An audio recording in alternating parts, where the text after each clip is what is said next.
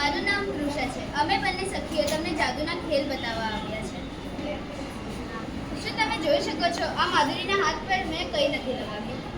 હવે હું માધુરીના હાથ પર આ સ્કેલ ઘસું તો કંઈ નથી થતું, પરંતુ હું તેના હાથ પર પહેલાં આ એક જાદુઈ પદાર્થ છે, તમે આ જોઈ શકો છો.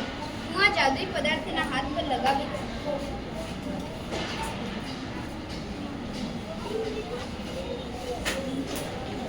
હવે તેના હાથ પર આ જાદુઈ પદાર્થ લગાવ્યા પછી તેના હાથ પર મેં આ જાદુઈ પદાર્થ લગાવ્યો.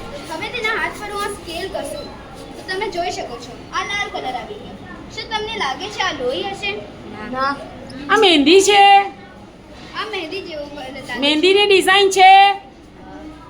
ના, તમને અમે આ સ્કેલ પર હળદર લગાવેલી. શું તમને ખબર છે હળદરનો કલર પીળું હોય છે, પરંતુ હળદરથી આ લાલ કલર કેમ બની ગયું? તમને કોઈને આવો વિચાર આવ્યો ક્યારે?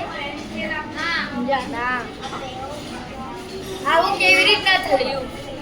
આવું થયું કારણ કે આ ગ્લાસમાં જે જાદુઈ પદાર્થ હતું તે પદાર્થ બીજું કંઈ નહીં, ડિટર્જન્ટ અને પાણીનું મિશ્રણ હતું. તમે જોઈ શકો છો કપડાં ધોવાનો પાવડર.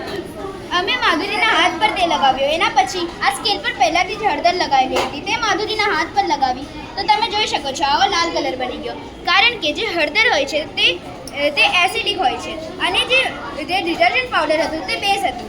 એસિડ અને બેઝ બંને સાથે રિએક્ટ કર્યું ત્યારે લાલ કલર બની ગયું છે.